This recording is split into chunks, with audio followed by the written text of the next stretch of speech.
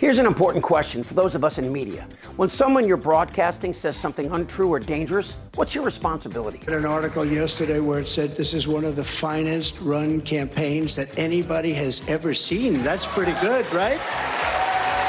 That's pretty good. It's really a statement. And we have no choice. Yeah, okay. You know, it is, okay.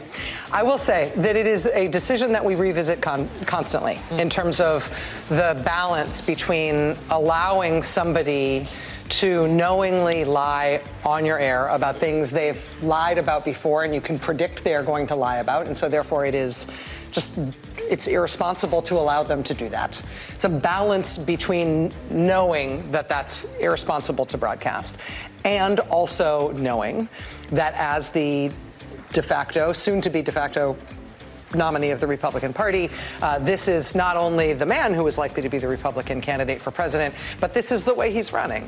Well, here's how we'll balance it. Yeah. Why don't we fact check the hell out of him? Yes, and we do that after the fact, and that is the best remedy that we've got. It does not fix the fact that we broadcast it. But it's honestly stunning that he's saying these things and people are hearing it. Let's just go through it, right? That we have the most devastating economy. Are you kidding me? We have had the best economic recovery of any country in the developed world. He's telling an audience right there, oh my goodness, the paltry oil production. We're producing more oil today than we ever have in the history of our country. Think about the American Rescue Plan, the infrastructure plan. We have created more jobs, 3.2 million more jobs than we had pre-pandemic. The problem that we do have is inflation. And so what Donald Trump does is prey upon the fact that people don't necessarily feel good and life's expensive. But when it comes to facts, here's something that's absolutely nonsensical and infuriating.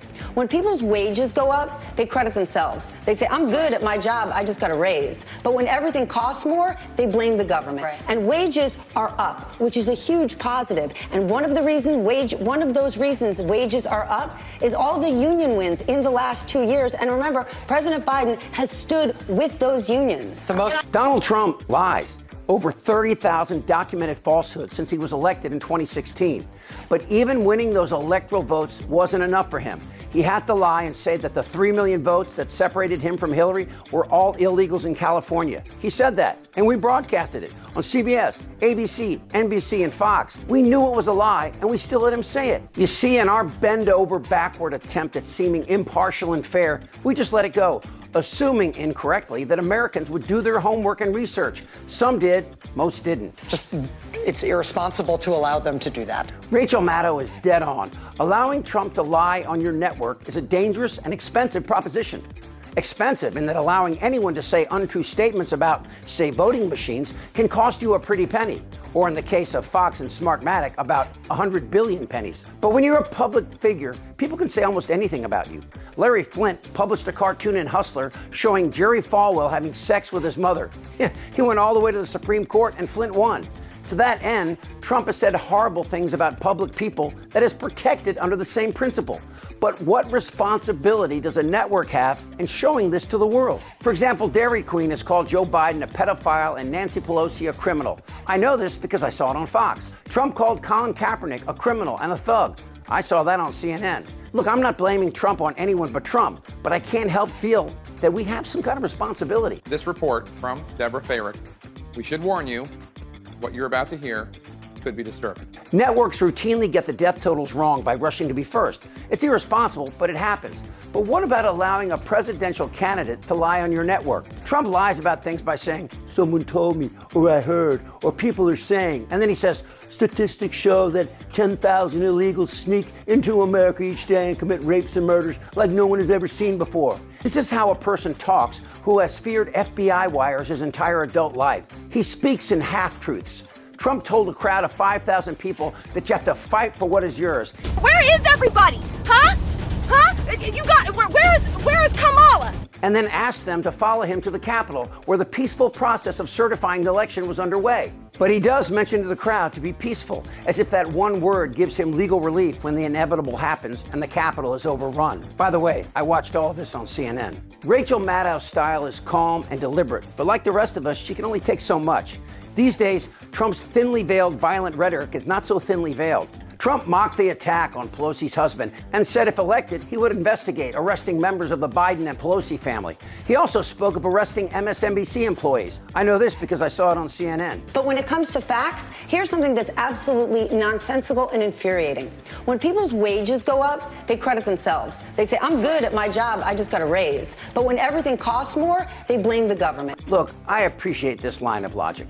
We have truth on our side, and we have to be smart, honorable people delivering facts to counter these false narratives.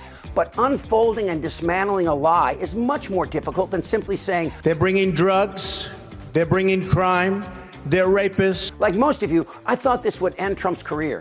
Grab him by the pussy. It didn't.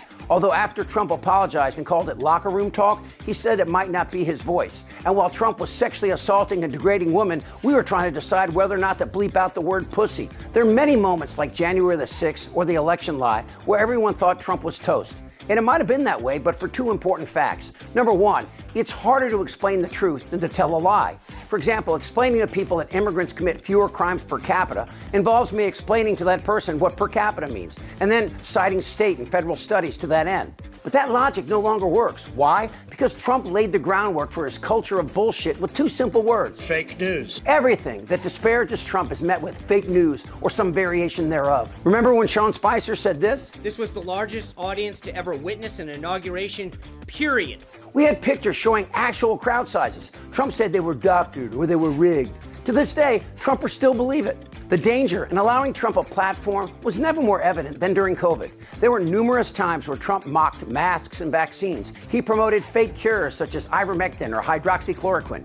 And when he called COVID the China flu, hate crimes against Asians spiked. I mean, should we have allowed him to spread such patently false that, if you believe CDC statistics, may have cost 300 to 500,000 avoidable deaths during the pandemic? When I started out in talk radio in the 90s in Washington, D.C., we had an 8-second delay button, which I was supposed to press on the off chance that someone might drop the F-bomb. But one night, a Capitol Hill policeman was murdered trying to defend Congressman Tom DeLay from a crazed lone gunman.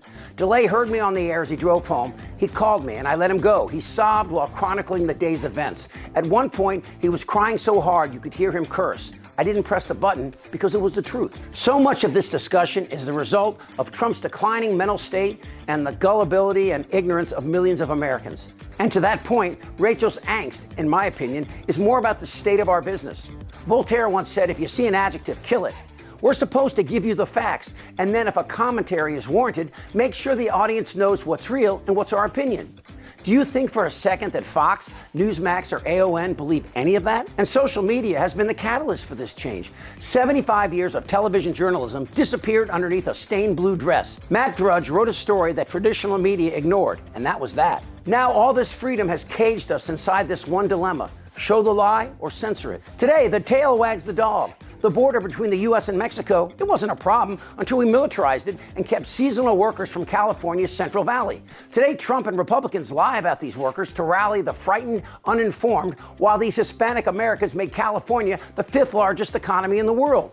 So instead of success stories of first-generation Americans, we instead hear violent narratives of MS-13 and Central American gangs breaking into our country, killing a wide swath of our innocents along the way. At least that's what people say. We find ourselves at the crossroads of truth, responsibility, honor, and hard goddamn work. And truth will always be hard work. On November the 5th, let's carry the truth with us to the polls. I'll be watching on MSNBC. Am I wrong? Damn right. Tick-tock. You're in a lot of trouble, Donnie. Follow, like, and hit notifications as Really American keeps you up to date on the latest Republican cult lie in this very important year. For Really American, I'm Chip Franklin.